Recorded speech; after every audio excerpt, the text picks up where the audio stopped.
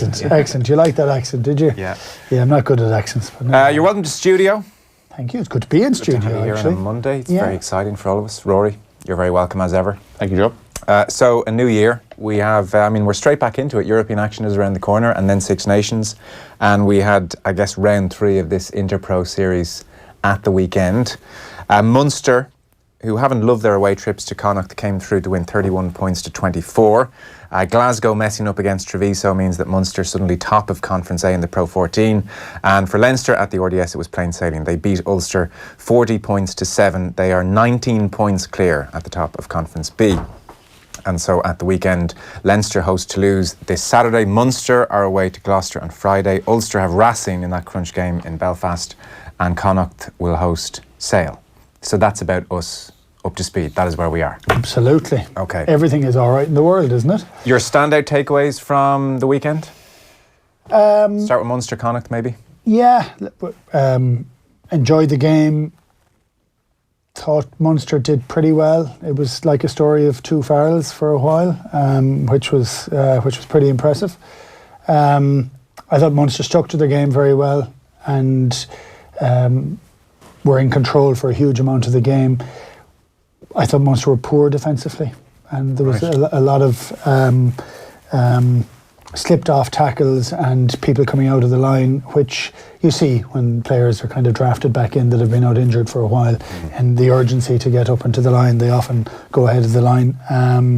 But I thought not even a defensive element, but just a tackling element. I thought there was a few slipped off tackles, so it could have been far more comfortable. Okay. But I think they'd be delighted with the fact that they've won away from home. I think they've had a very good Christmas period, and but I like watching Connacht play, I have to say. There's a level of enjoyment there, and I think we said it last week, but they look more balanced at the moment. I know they didn't get the win, and with a few players missing, Connacht will always suffer, I think, but they're exciting. Yeah, they were missing Jared Butler, Dennis Buckley, Bundy Aki, who was there watching. Kiernan Marmion is injured, Tiernan O'Halloran as well, so they were missing a few Connacht. Yeah. It's interesting you mentioned the defence, because I saw a lot of people describe this as Munster's most complete performance of the season. Yeah, I thought Munster played well. I thought they were very focused in attack. Still not fully slick, but a lot of it was good. I have to say, for me, and we've heard lots of kind of grumblings at times for Carbery and elements of that. None of us from this parish, I have to say, but I love the fact that he kicked incredibly well out of hand. He found grass where I don't think he was even nervous to take those kicks. He's growing into the role of a 10. I love the progress he's making. I'm impressed, and I think the team is beginning to grow under, I think, the tutelage of Van Gran. The things that he said would happen are happening. You'd still like them to be attacking with a higher level of sharpness. Okay. But having said all that, they're top of their conference now. Look, I think it's really good. I think Munster are in a good place for what they've done, but pretty much everything rests on the next 2 weeks. For everything that would happen this whole season, it rests on what happens over the next 2 weekends. So it's very fine, all the margins at the moment. And but no, I thought they played defensively. They were poor. Okay. Were you at the game, Rory? I was, yeah. I was one of those who said it was their most impressive performance of the season. Okay. But I think that was more in terms of the attacking shape and just the fact that they looked like there was a clear, cohesive plan and they were able to follow it. And I think it all came down to their work in the collision with the ball. I think you're right about the defence, but I think that's more of an easy fix than the issues that we saw at home and away against Cast. And at times it looked like they weren't getting there at all. And even against Leinster, I wasn't hugely impressed with their work and ball in hand. Their commitment was excellent and they looked better against 15 than 14. But I thought over the course of the 80, they just controlled the match, and I think they should have got more reward for it. They should have been a bit further ahead. They shouldn't have been kind of holding on to a 7-point lead at the end. And to get 4 tries away from home, where they've struggled in Connacht, as you mentioned, but also just away from home full stop this season. Took advantage of Glasgow slipping up against the Italians and against Edinburgh over Christmas. So they're top of their conference, top of their European pool. And they look in much better shape than they did after that Cast away game.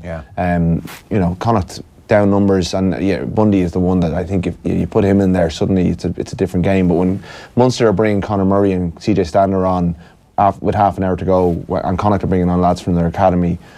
It's not the same. It's not the same ball game, but you got to admire the way Connacht stuck at it, and Tom Farrell was just outstanding. Yeah, we should come on to Farrell in a moment. So say the defensive issues for Munster, they'll sort out, and they do like to get off the line, and so maybe they're bedding some things in. But in attack, the O'Mahony try, there looked to be lots of moving parts in that try, and the Goggin try, which was half the length of the field, there was a real kind of bit of intent about that, like Ron Nagara made the point a while back, Munster can't try to be Leinster, they have to be whatever Munster's brand is going to be, and I don't know, attacking wise they looked to have a bit more about them on Saturday. They absolutely did, but of course they can't be Leinster, and they like we said, they don't have the same type of players within it, where Munster always were, and that's one of the things that used bugged the hell out of me, actually. People who talk about Munster and say, it's always forwards. It's not always forwards. It was never always forwards. It was actually always an integration of forwards and backs. Even back to 99, 2000, some of the tries that were scored that year, which is the last time I played for Munster, but it's a long time ago. But some of those tries were, there were just that mix of forwards and backs playing really good football for it. And you think of 08 and it was Doug Howlett and absolutely, Spokey and all these guys. But it was those guys, but it was those merged with the forwards play. So it is always a little bit different. But look, I think Munster look in a really good position. I just think for what they've done over Christmas, they could have beaten Ulster, and didn't, and beating Leinster and then winning away, because they've been struggling away from home. So I thought it was a great weekend. I thought, exactly as you said, Rory, I thought they should have finished the game saying, we've done really well, and we can, not that they want to ease up at the end, but that they don't have that pressure of the fact that Connacht could have gone the length to have a draw, which they were superior for the whole game, but for the want of 2 or 3 sloppy tackles pretty much led to, the most bizarre intercept pull out of the head, where everybody stopped and looked around. It was no one knew where the ball was. No, it was like put the ball up the jersey and see what happens. When Van Graan took over, I think he put a lot of store in the video of that Saracens game, and the fact that Munster's attack let them down that day, amongst other things. But I think the fact that they needed to add another layer to what they were doing, I think they've tried to integrate in kind of new attacking shape and all that sort of stuff, but they've at times gone away from the core principles of their game, and they went back to their maul on Saturday, and I thought that was what they based the whole thing on. They won 18 out of 18 lineouts. Niall Scannell was very accurate out of touch. Kevin O'Byrne when he came on as well, and they played in the right areas. They pinned Connacht back quite well. They chased their kicks very well,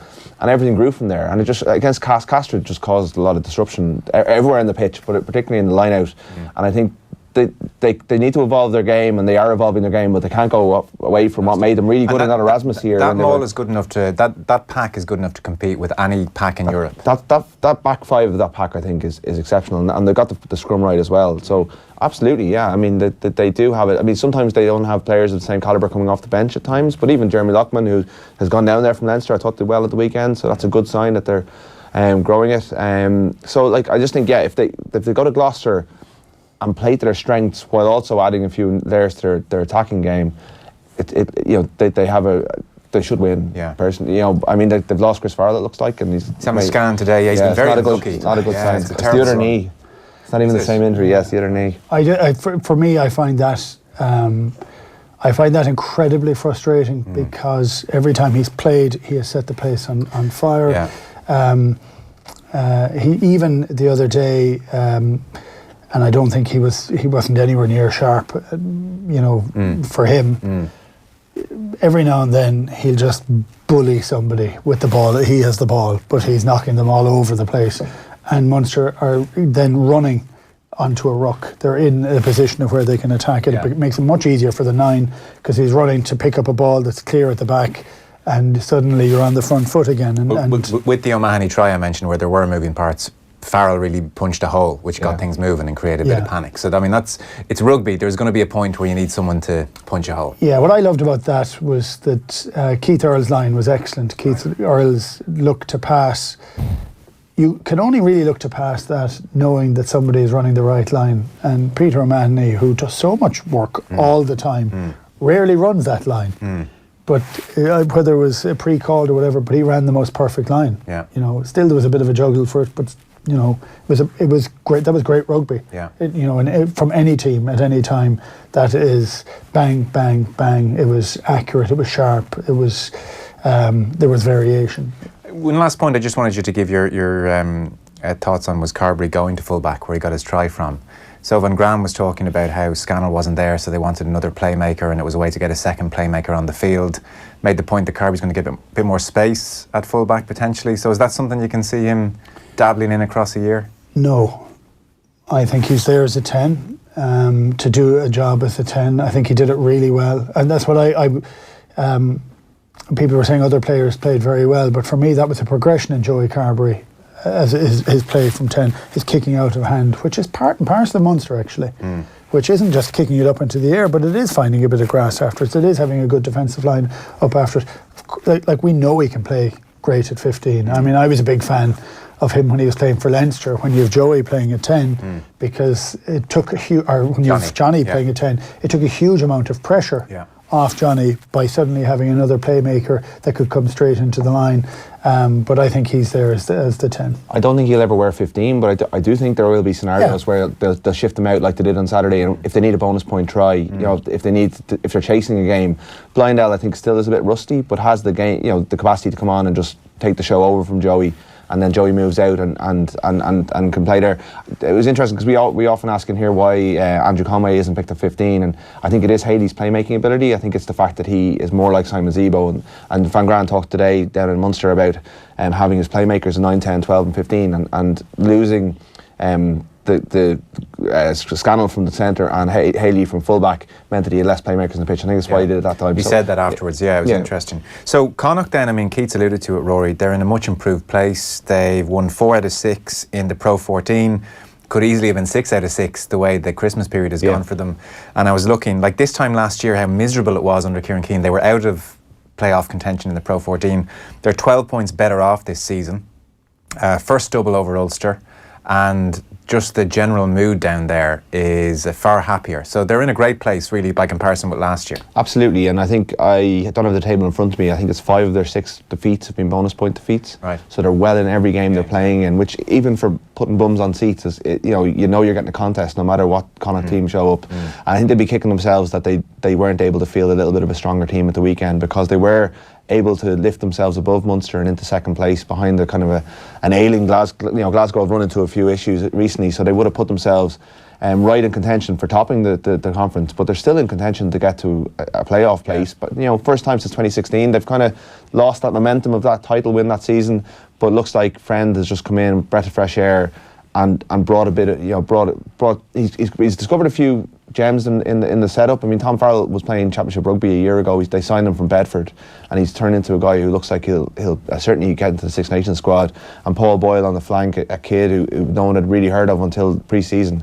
He just spotted him straight away and said, right, let's get him in. He probably got recommended by the academy guys. So it's a callow enough squad, and it's always moving parts. There's a lot of interest in their players from other provinces, and players might move on at the end of the year, as always is the case at Connacht. So there's almost a sense they need to strike while the opportunity's there. But they certainly are playing for their coach, and they're getting the crowd behind them as well. Yeah, there's no doubt, a capacity crowd on Saturday. So Farrell, did he have an underage pedigree? He was in the Leinster Academy. Yeah. He would have played underage, up the ranks, but he wasn't one of those that you would have heard a lot about, I don't think, when he was coming through. I wouldn't know a huge amount about him, to be honest, but he's just burst onto the scene this season. It just shows when he gives someone an opportunity sometimes. Yeah.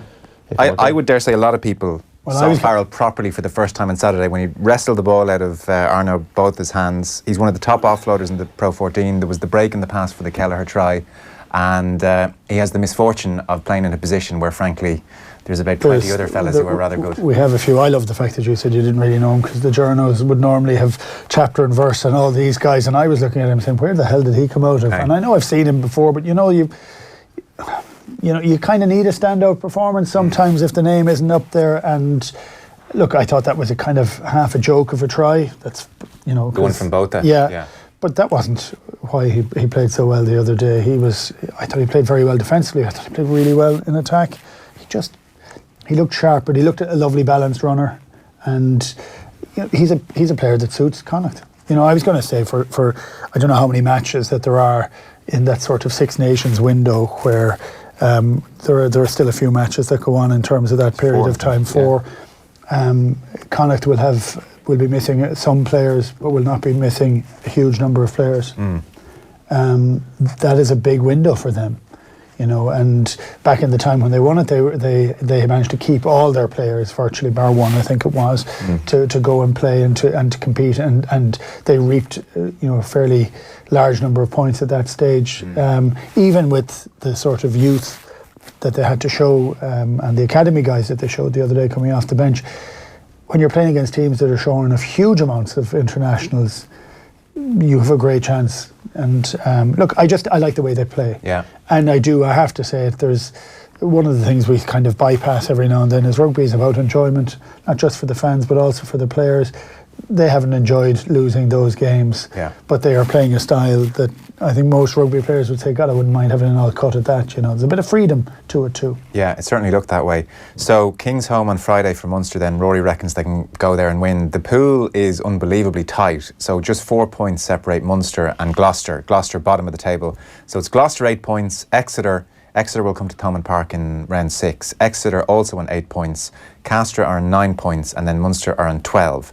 Realistically, with Castra hosting Gloucester in round 6, Munster probably they certainly have to beat Exeter, and they could do with beating Gloucester as well, just to keep this thing in their own hands. This is a very tight pool. So do you think they'll go to King's home and win? I do. I don't know whether it's a great... they haven't been winning away from home, so that is an issue. I watched Leicester at the weekend. Yeah. They were dreadful. Right. And I don't know why they were. But they were decent in Thomond Park until Cipriani's red card. They were decent and have been decent all season, but for the last 2 weeks they've had a couple of hiccups and they haven't looked great. And it all depends on, like, Cipriani isn't playing again. Is he been ruled out? There was a whisper he might be back. They've said that he might bring him back, but it's kind of... They either rush him back for this one or they give him another couple of weeks and get it and make sure he's 100% right. But they lost Owen Williams, I think, against Leicester. Yeah. And that may force their hand a little bit, because if both of them are out, then you're going down your what they call it, the depth chart, and that's never good in a game like this. Did I read Gloucester were trying offloads from all over the shop against Leicester? It was messy. Right. It was one of those. It didn't kind of settle down at any stage. There were offloads, but there was also missed tackles. There was people not running in defence at all. Okay. There was a lack of work ethic, which you don't ever associate with Gloucester.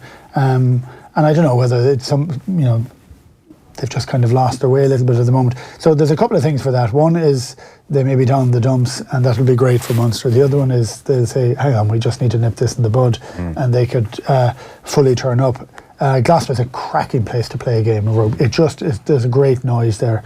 It's still very close. It's still that old school type of attitude down there. It is a really, really big deal. It's sold out again, I think, that one. But look, I think Munster are on an upward curve. But these are the most important games. No, it's crunch time 10 now. days of kind of boom or bust almost, Yeah, especially in that pool. Leinster beat Ulster 40 points to 7, 6 tries. The bonus point was in the can at half time. Plenty of frontliners rested. The news today is that Johnny Sexton is now 50-50 for Saturday against Toulouse. That lower leg injury is what we're being told at Thomond Park. Devon Toner is doubtful, and then Robbie Henshaw, who we thought would be back sometime mid-Six Nations, is now in contention for Saturday. Back running. I don't think for Saturday. I think for the following Saturday. Is that what they were saying? I read it that it was in contention for this week, but that might be just something they're saying today. I'd be surprised, but I'd be surprised by Robbie Henshaw before.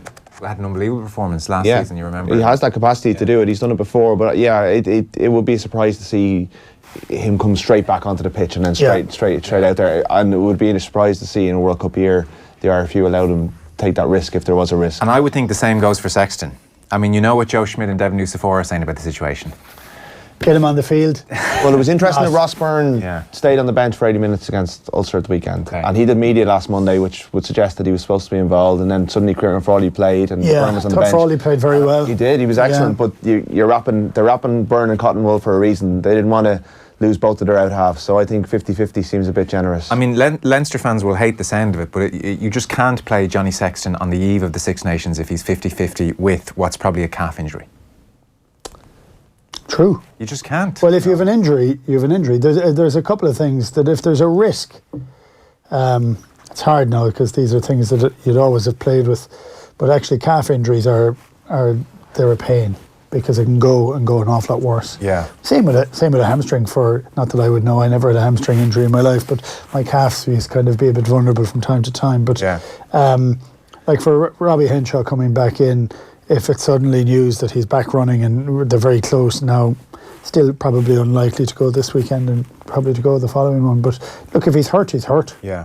Well, 50-50, so I guess you see Toner's an interesting one. Like, Toner's never injured. That's another bit of a surprise. But I mean, Byrne has come in and done really well in Johnny's absence against big teams before. He started that semi-final in the Pro 14 against Munster. This will be certainly at least on par, because this is a must-win game for Leinster. Yeah. They may squeak out of their pool regardless of whether they get a result, but Toulouse are in flying form. So they are, yeah. I was looking, so Toulouse are 17 points, Leinster are 15, which puts them as the highest placed runners-up at the moment. Toulouse are unbeaten in 12 matches. They're flying. They drew at Claremont away as well. Leo Cullen was making Leinster the point. Say again? It's amazing what beating Leinster does for you. I know, but there's a team. There's a team worth watching at the moment. Well, they're playing brilliant stuff. Yeah, it's just a pleasure. That is a throwback to the sort of mid-90s when, you'd be blessing yourself running out into the field. Because Leo Cullen made the point that against Ulster, first 20 minutes were excellent, and then he says Leinster got a bit loose. And he was saying the one thing we can't be against this Toulouse side is loose. There can't be intercept passes, as they would have learned against Toulouse, but there can't be that looseness on Saturday. And I fully suspect there won't be. I mean, it was a lot of frontliners watching on Saturday. Yeah, and it's a mental challenge when you're playing against an Ulster team that's fallen off tackles to try and stay, to remember that you're still in the game, because you've got 3 tries after 20 minutes, and the fourth's going to come at some stage. So I don't think it's a comparable. I think Leo was probably scratching around for something to cling on. Yeah, I was at the game and I was sitting beside a wise old soul, and when Sean Cronin scored in 5 minutes, he leaned over and said, "I reckon 40 points to 10." And he was only about 3 out, and it had that feel. And if they needed another try or two, they could have got it. Like Ulster left everybody at home. Look, we. Player management is a reality, but there are commercial demands. People want games every week. But I mean, an Ulster team came down and tried, but they knew from minute one there's no chance here. And if you've 18,500 people sitting there for all the second half wondering what is the real point of this.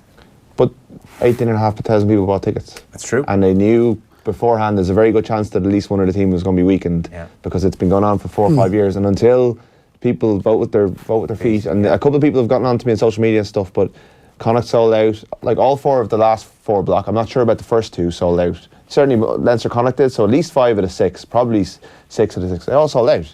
So people know that this is possibly going to happen, and yet they're still buying tickets. And as long as that happens, the provinces will think it's not getting away with it.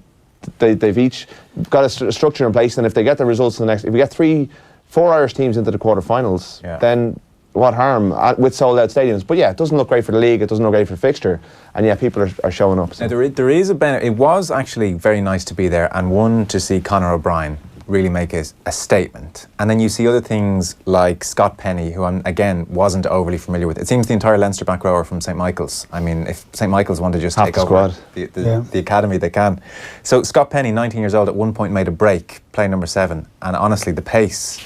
So you do get moments, I suppose, as a fan, where you get the first glimpse of a guy who might go on to play for Ireland, and you get to say, well, I've seen him. And they all, so there is a benefit, I'd say, if you're a hardcore fan going every week. Well, I'd look at that differently. I would say that for Leinster, did Leinster know that Ulster were putting out that team? I would think so. Well, here's the logic if you're Dan McFarland. We're doing okay in the Pro 14. We're within contention, and we're in contention of Europe. This was the game away to Leinster that would have been earmarked as being sacrificed months ago, let alone this week. So I'd say everybody knew what the deal was. Well, I would look at that and say for Leinster, they put out a team to win and win well, and they did that. Yeah. And I don't know that you can say to a fan, you've been shortchanged. By Ulster, though, there's an argument. Yeah, by Ulster maybe. But I look at Munster actually put far more of their frontline guys up to Connacht, and maybe that was for one that they thought they could actually get the win over. And that's. I'm going to say it's such as life. I get a bit frustrated by it at times, but maybe it is about not having the 3 of them bang. And maybe that's the issue. That is the thing. Maybe that's the issue. Because the only away win across this, if we call it the provincial mini-series, was Munster away. Yeah. Now we sit here and scoff at the top 14 because there's no away wins. That's just a slight danger. There's almost become an unwritten rule per se, but there's generally been a trend of lesser teams going away. Just having the 3 weekends, bang. Yeah. You're going to have to mix up the players, Of course, because you've got 2 big matches coming in afterwards. And it's on the back of 2 big games. But I'm going to say that's one of the strengths of the Pro 14, and I may be disagreeing with something I said a couple of years ago on it, because I'm looking at of all the other players that are playing for England, they're all injured. Sure. They have an unbelievable injury profile from the English squad. They've guys kind of coming back and not really getting a chance, and suddenly they're going to go and play the next 2 big matches, and then they've another 4. There's very few gaps anymore. Listen, I don't have the solution. The only solution I don't either, and I don't even know if I'm defending what I agree with or not. The reality is television and radio and media want games every week, and games every week for the best players aren't possible. Conor O'Brien played at centre. Yeah. He's been discussed as a live option for the Champions Cup squad. Leo Cullen, they'd have to register him tomorrow, so the Henshaw situation. Maybe Joe Tamani's out, so they can get him in instead of him. I was surprised they didn't do it before Christmas, to be honest. This guy's really good. Very good, yeah. Another player who kind of came into the academy with a couple of injuries at the start. He won the AIL with Joey Carbery back in 2016. Was part of the 2016 World Cup team, the under-20s World Cup teams with James Ryan, Jacob Stockdale, and we're starting to see the second wave of those players. Come through, we've had the exceptional ones who've gone on to play for Ireland straight away, but the second wave, Max Stephen was playing well at the weekend. Adam McBurney scored a try. He was on that team, and O'Brien is from GAA stock. His dad won an under-21 All-Ireland with Offaly. I think he captained them, but he played for Mullingar, so he comes through the youth system as well. So it's there's not that many of them coming through there. It's a steady trickle, but it's still a trickle. Yeah. And he's come in and he is slowly but surely made his debut last year. Didn't go well from I can't remember who it was against, but has been given a chance this year, having knocked on Leo Cullen's door and said, what do I have to do? Was given a list of things to do, did them, ticked the boxes, was given a chance, and every time I've seen him this year he's been excellent. Has he? Yeah. And Reid at 12 in his back, but it seemed to me like O'Brien was playing at 12 a lot in that game. Yeah, I think that they mix it up. Yeah, if they need a hard carry, they give it to O'Brien, and if they need a pass, they'll give it to Reid. I mean, and that's not to say O'Brien can't do the other stuff as well. I thought he looks like I think he's got a great to go to be in the same conversation as say the Farrells and these guys, but he's still only 22, and he looks like Leinster are building a really solid set of provincial players who are not like they need them because all of the internationals will be gone for the next 2 months. Well, it's for days like Saturday just gone. Exactly, yeah. And they're just able to perform. He's been part of that. They've won all their games against their kind of lesser opposition this season. They've only lost 2 all year, and that is because they have this really solid Rory O'Loughlin, Adam Byrne, Ross Maloney, who haven't got the international recognition, but they're just so solid and so good. He was asking Contepomi, what do I need to do? And he was saying the big thing for me was not following the play. Contepomi was saying I was playing like an amateur. I was following the play. I was trying to get involved in everything, whereas the best option sometimes is to sit back, get in the right position. That's just one of the little tidbits he gave people. So, yeah, he's part of that James Ryan, Porter, Stockdale generation, and he's coming through very nicely. Very nicely. Well, I would say, because we talked about it before the Christmas, that that we'll get the chance to see a lot of these guys. But you're seeing them playing big matches. I know maybe Ulster didn't have a strong side out, but they got the chance. They took the chance, and I just think it becomes an option because you're never going to have to put 5 of them on at once. Yeah. So it becomes an option. Guys get a chance to put their hand up. It's true. I thought for a 21-year-old who had thrown an intercept pass at Thomond Park the week before, Kieran Frawley performed very well. Yeah. I actually thought he was fantastic. I thought I know that pass would be one he'll rue. Yeah. But the best way to do it is to get back on. I actually think there's a huge amount of credit goes to Leo Cullen to make certain that he was picked immediately the following week. He gets back up on the horse immediately, and he had a fine game. And now it's a great game to get back up on the horse. It was a nice game to play in for sure. Yeah. He's played 10, 12, and 15. Yeah, he's just got oodles of talent, doesn't he? And he just looks really athletically strong as well. Like he's a different option to Ross Byrne. Like Carbery and Byrne were nice to have because they could have gone either way with them, and Frawley's not even like Carbery. He's got his own game going on. I actually sat down with Conor O'Brien last week and did an interview with him. I haven't published it yet, right? But he was just talking at the start about it. He was thrown from being the 24th man because of Dave Carney's injury. He came off the bench at Thomond. He was just loving it. The buzz that a young player gets from playing in full Thomond Park against pretty much the full Munster team, and the experience they get from it. It didn't go well for them results-wise, but himself and Frawley would have taken so much from that 20 minutes that they got and carry it into these games that are coming up, because once the focus goes off the Pro 14, they're the guys who'll shine. Yeah, and Max Deegan, a lot of people said had a good game. We know about his underage pedigree. There was a sense he'd almost been overtaken in recent times, but he looked good at the weekend. I thought he looked really sharp. He looked athletic at the weekend. I know Conan keeps getting mentioned all the time, but I think his form has dipped a little. Okay. And I think there's a fair bit of pressure coming, but the only downside to the game is, yeah, he played very well, but what was he playing against? And so it just makes that a little bit hard. But he's not a huge imposing character, but he's one of those efficient rugby players. He's got the top. He started off in the backs as well. I think he's got a good top end speed, and he's when he gets a bit of time and space, he looks so good. And there's a little bit, Conan's form or not, he's only 24, he's only 25, 26.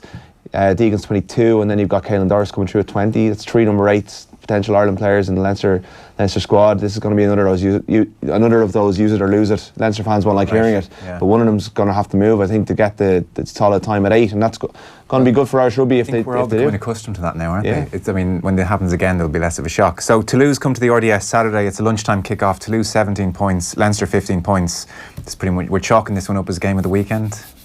It's going to be great. I'm at it. Are you? I am. Okay. I'm looking forward to it.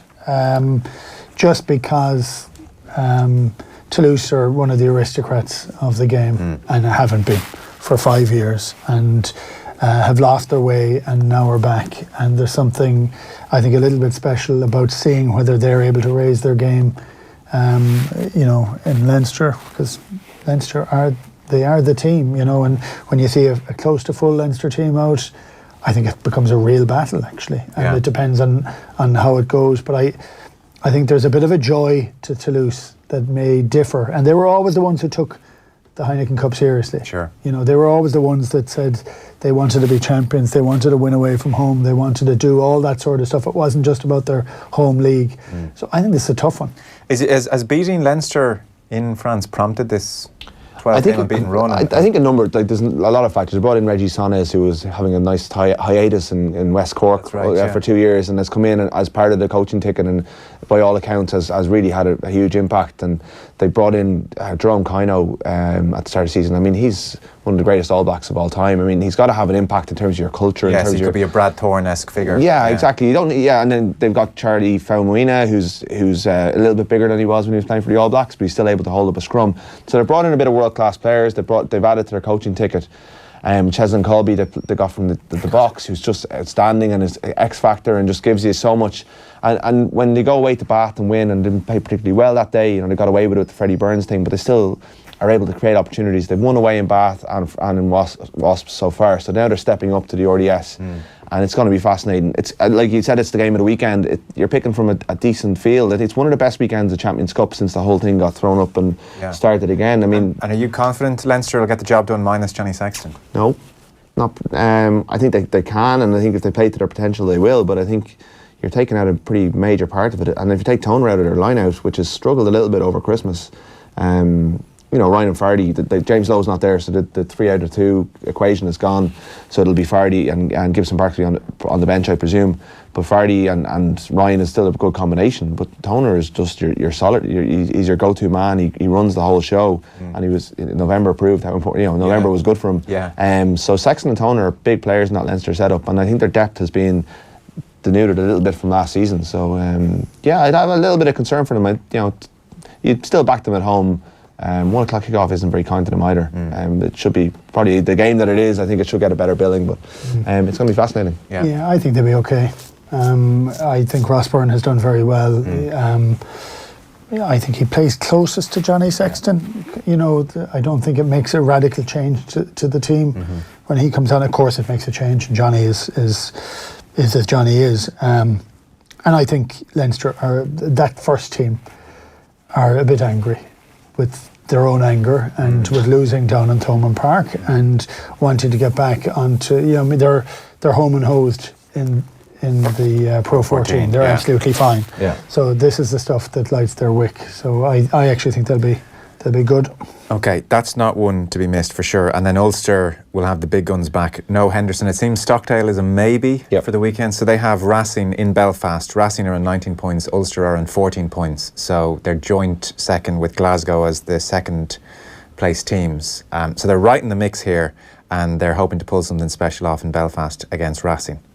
And their scrum got a big write-up before Christmas when they went back-to-back against Scarlets, but they're going up against, I think, the France front row effectively, and Gomez, Sa and Benarou are two of the best props. Certainly they rival Leinster for having the best scrum in the competition, so they absolutely monstered them over in Paris. I was at that game. Ulster started well, but they got scrummed off the park, so that's going to be a big test for this kind of Ulster revival. They can still get through without winning it. I think they can still go to Leicester and win the following week and manage to squeeze through.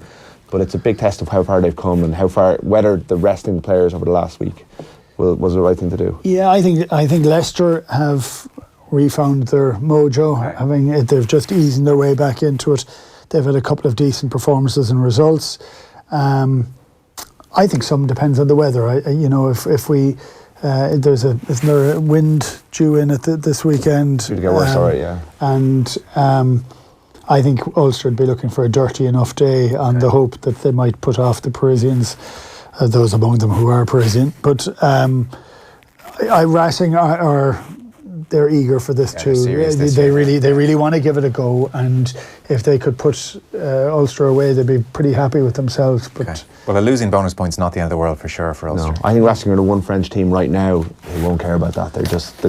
They've proven it away from home over the years, and they've become a real European force. They've lost Thomas. He looks like he might be up for the Six Nations as well. It's a big blow. Okay. But I think any team with Donnacha Ryan won't mind the weather. But I think Ulster, Donnacha won't. It's whether he can convince everybody else that it's actually beautiful. But I think Ulster have done extraordinarily well so far. Oh, they're way ahead of where we thought they'd be, I think. And so you never know. Okay, that is our first Monday Night Rugby of the new year, and we're right back into the good stuff. So Keith Wood, thanks very much. Rory O'Connor from the Irish Independent. Enjoy the weekend, and we're back in just a few moments' time.